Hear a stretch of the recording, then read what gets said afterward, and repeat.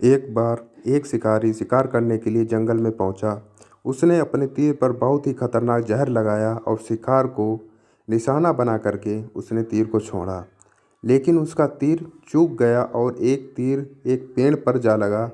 वह पेड़ बहुत ही हरा भरा और बहुत सारे तोते उस पेड़ पर रहते थे।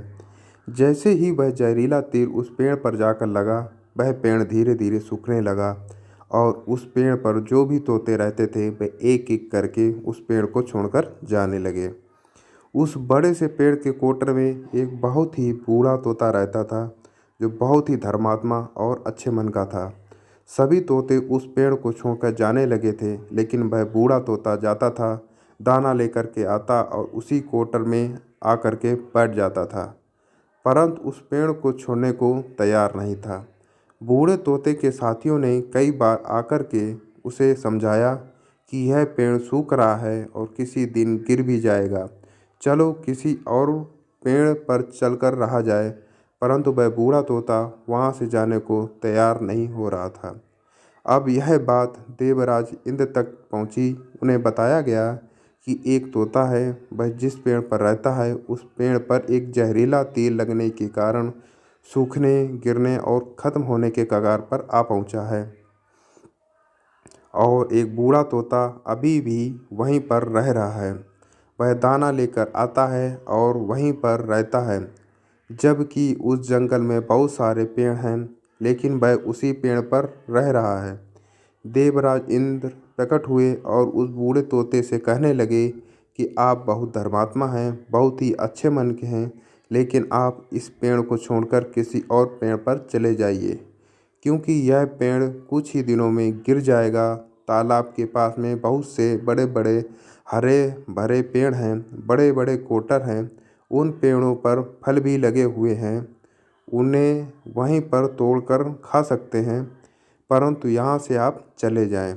तोता बोला, माफ़ कीजिएगा, इस पेड़ ने मुझे जीवन दिया है, शिकारियों से मेरी रक्षा की है, हर मौसम में मेरे साथ रहा है। ये कोटर जो है मेरा घर है, यहाँ मैं पला बड़ा हूँ, इस पेड़ को छोड़कर मैं कैसे जा सकता हूँ।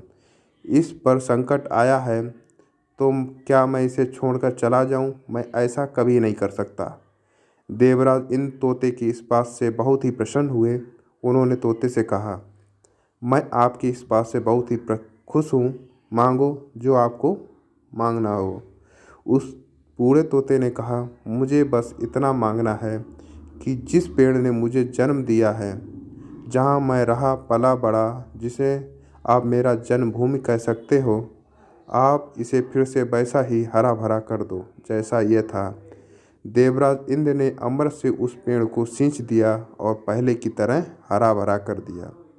अब वापस से उस पेड़ पर आकर के बाकी तोते रहने लगे। वह बूढ़ा तोता कुछ समय तक और जिंदा रहा, फिर उसकी मृत्यु हो गई, वह स्वर्ग में चला गया।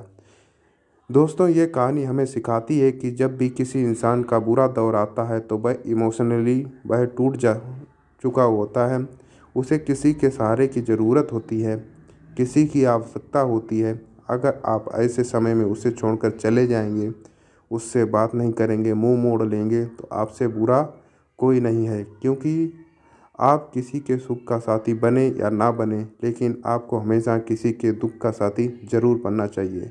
दोस्तों, ऐसी ही और भी मोटिवेशनल स्टोरी आपको आगे भी मिलेंगी। देखने के लिए धन्यवाद।